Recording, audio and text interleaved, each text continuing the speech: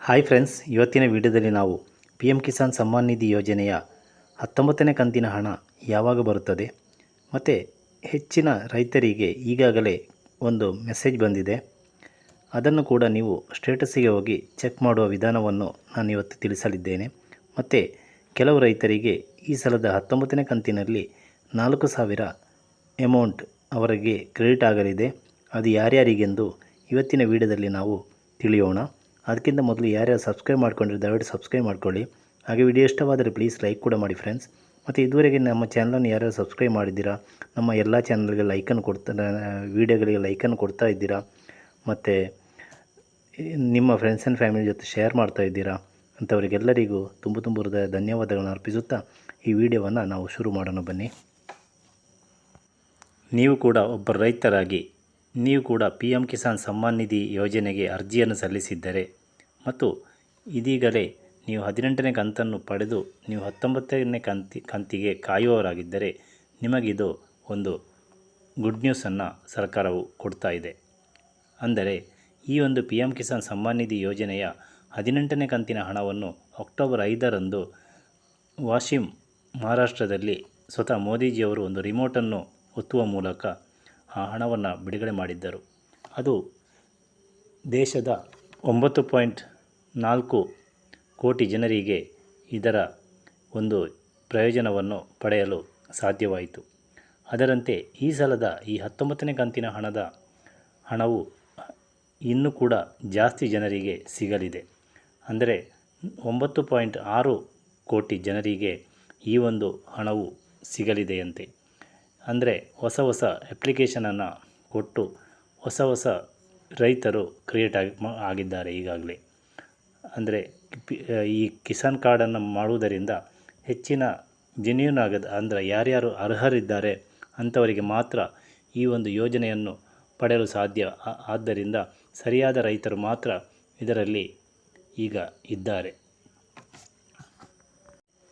ಕೇಂದ್ರ ಸರ್ಕಾರದ ಬೃಹತ್ ಯೋಜನೆಯಾದ ಈ ಒಂದು ಪಿ ಎಮ್ ಕಿಸಾನ್ ಸಮ್ಮಾನ್ ನಿಧಿ ಯೋಜನೆಯು ಇಡೀ ಭಾರತದಲ್ಲೇ ಒಂದು ಪ್ರಥಮವಾದ ಒಂದು ಯೋಜನೆ ಎಂದು ಹೇಳಬಹುದು. ಇಂಥ ಒಳ್ಳೆಯ ಸ್ಕೀಮ್ ಒಳ್ಳೆಯ ರೀತಿಯಲ್ಲಿ ನಡೆಯುತ್ತಾ ಇದೆ. ಅಂದರೆ ಈಗಾಗಲೇ 18ನೇ ಕಂತುಗಳನ್ನು ಪೂರೈಸಿ ಈಗ 19ನೇ ಕಂತಿಗೆ ಕಾಲಿಡ್ತಾ ಇದೆ. ಅದು ಕೂಡ ಸರಿಯಾದ ಅರ್ಹ ರೈತರಿಗೆ, ಅಂದರೆ ಸಣ್ಣ ಮತ್ತು ಅತಿ ಸಣ್ಣ ರೈತರಿಗೆ ಮಾತ್ರ ಇದರ ಸೌಲಭ್ಯವನ್ನು ಪಡೆಯಲು ಸಾಧ್ಯವಾಗುತ್ತದೆ. ಅಂದರೆ ಯಾರ್ಯಾರು GST ಕಟ್ಟುವುದಿಲ್ಲವೋ ಮತ್ತು ಟ್ಯಾಕ್ಸನ್ನು ಕೊಡ್ತಾ ಇಲ್ಲವೋ ಅಂಥವರಿಗೆಲ್ಲರಿಗೂ ಈ ಒಂದು ಯೋಜನೆಯ ಅರ್ಹತೆಯನ್ನು ಪಡೆಯಬಹುದು. ಅಂದರೆ ಗೌರ್ಮೆಂಟ್ ಎಂಪ್ಲಾಯಿಗಳಿಗೆ ಇದರಲ್ಲಿ ಅರ್ಹತೆ ಇಲ್ಲ.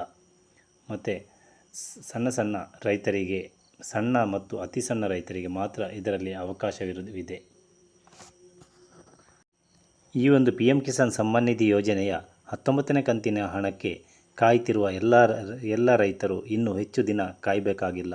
ಅಂದರೆ ಫೆಬ್ರವರಿ ಇದೇ ತಿಂಗಳು 24ರಂದು ಒಂದು ಇವೆಂಟನ್ನು ರೆಡಿ ಮಾಡಿ, ಅಂದರೆ ಬಿಹಾರದಲ್ಲಿ ಬಾಗಲಕೋಟೆ ಎಂಬಲ್ಲಿ ಈ ಒಂದು ಇವೆಂಟನ್ನು ರೆಡಿ ಮಾಡಿ ಅಲ್ಲಿ 25ನೇ ತಾರೀಕಿಗೆ ಸ್ವತಃ ಮೋದಿಜಿಯವರು ಅವತ್ತು ಹೇಗೆ 18ನೇ ಕಂತನ್ನು ಬಿಡುಗಡೆ ಮಾಡಿದ್ದರು ಅದೇ ರೀತಿ 19ನೇ ಕಂತನ್ನು ಕೂಡ ಬಿಡುಗಡೆ ಮಾಡಲಿದ್ದಾರೆ.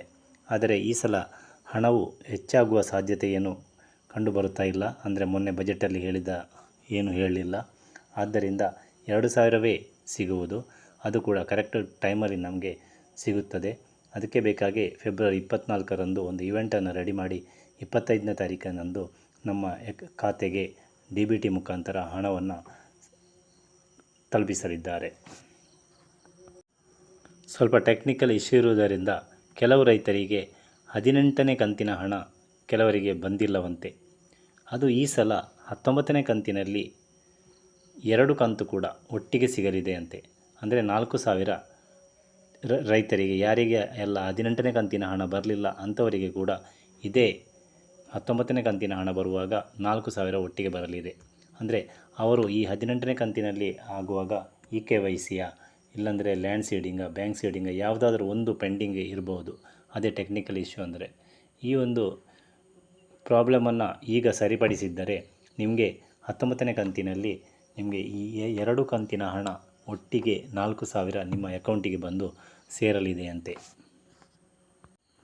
ಈಗಾಗಲೇ ಹೆಚ್ಚಿನ ರೈತರ ಸ್ಟೇಟಸನ್ನು ಚೆಕ್ ಮಾಡುವಾಗ waiting for approval by state ಅಂತ ಒಂದು ಮೆಸೇಜ್ ಹೆಚ್ಚಿನ ರೈತರಿಗೆ ಬಂದಿದೆ. ನೀವು ಕೂಡ ಚೆಕ್ ಮಾಡಿದ್ದೀರಾ? ಇಲ್ಲವೆಂದರೆ ನಿಮಗೆ ಈ ರೀತಿಯಾಗಿ ನಿಮಗೆ ಅದನ್ನು ಚೆಕ್ ಮಾಡ್ಬೋದು. ನೀವು ಗೂಗಲನ್ನು ಓಪನ್ ಮಾಡಿ PM ಕಿಸಾನ್ ಸಮ್ಮಾನ್ ನಿಧಿ ಎಂದು ಟೈಪ್ ಮಾಡಿದರೆ ಮೊದಲು ಬರುವ PM ಕಿಸಾನ್ ಸಮ್ಮಾನ್ ನಿಧಿ ಯೋಜನೆಯ ಸೈಟಿಗೆ ನೀವು ಕ್ಲಿಕ್ ಮಾಡಬೇಕು. ನಂತರ ನಿಮ್ಮ ಪೇಜ್ ಓಪನ್ ಆಗುತ್ತದೆ. ಪೇಜ್ ಓಪನ್ ಆದ ಮೇಲೆ ನೀವು ನಿಮ್ಮ ಆಧಾರ್ ಕಾರ್ಡ್ ಮತ್ತು ಫೋನ್ ನಂಬರನ್ನು ಕೊಟ್ಟು ಮತ್ತು ಕ್ಯಾಪ್ಚಾ ಕೋಡನ್ನು ಒತ್ತಿ ಮತ್ತು OTPಯನ್ನು ಕೇಳುತ್ತದೆ, ಅದನ್ನು ಕೂಡ ಕೊಟ್ಟು ನೀವು ಲಾಗಿನ್ ಆಗ್ಬೋದು.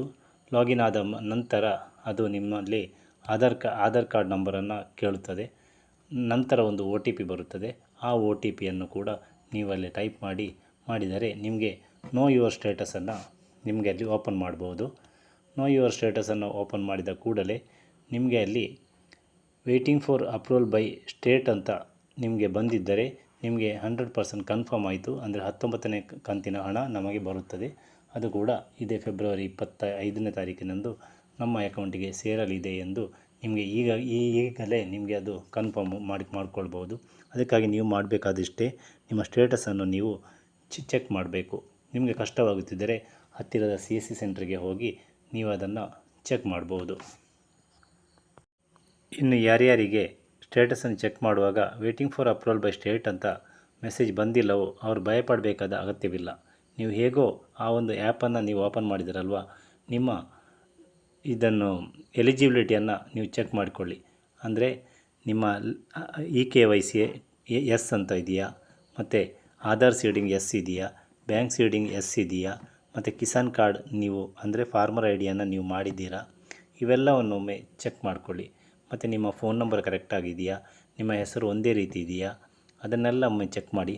ಹೇಗೂ ನೀವು ಆ ಒಂದು ವೆಬ್ಸೈಟನ್ನು ಓಪನ್ ಮಾಡಿದಿರಲ್ವ, ನೀವು ಅದನ್ನು ನಿಮ್ಮ ಸ್ಟೇಟಸನ್ನು ಒಮ್ಮೆ ಸರಿಯಾಗಿ ಚೆಕ್ ಮಾಡಿ. ನಿಮಗೆ ಆದಷ್ಟು ಬೇಗನೆ ಇದು ಬರುತ್ತದೆ.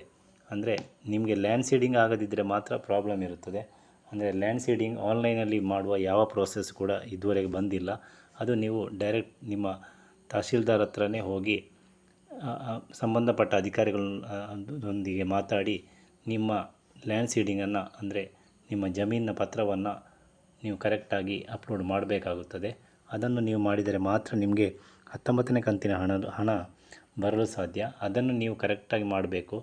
ಲ್ಯಾಂಡ್ ಸೀಡಿಂಗ್ ಇಲ್ಲದಿದ್ದರೆ ಯಾವ ಕೆಲಸವೂ ನಡೆಯಲ್ಲ.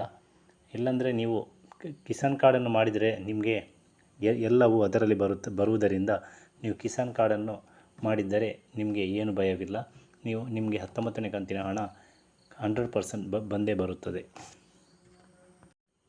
ಈ ಒಂದು 19ನೇ ಕಂತಿನ ಹಣಕ್ಕೆ ಇನ್ನು ಹೆಚ್ಚು ದಿನ ಕಾಯಬೇಕಾದ ಅಗತ್ಯವಿಲ್ಲ. ಅಂದರೆ ಇವತ್ತು 11ನೇ ತಾರೀಕು, ಇನ್ನೂ ಸ್ವಲ್ಪವೇ ದಿನವಿದೆ 25ನೇ ತಾರೀಕಿಗೆ. ಆದಷ್ಟು ಬೇಗನೆ ಈ 19ನೇ ಕಂತಿನ ಹಣ ನಮ್ಮ ಕೈಯಲ್ಲಿ ಸೇರಲಿ ಎನ್ನುತ್ತಾ ಈ ವಿಡಿಯೋವನ್ನು ಕೊನೆಗೊಳಿಸ್ತಾ ಇದ್ದೇನೆ. ಈ ವಿಡಿಯೋ ಇಷ್ಟವಾದರೆ ಪ್ಲೀಸ್ ಲೈಕ್ ಮಾಡಿ, ಶೇರ್ ಮಾಡಿ ಮತ್ತು ಸಬ್ಸ್ಕ್ರೈಬ್ ಕೂಡ ಮಾಡಿ friends. Thank you. Bye. See you.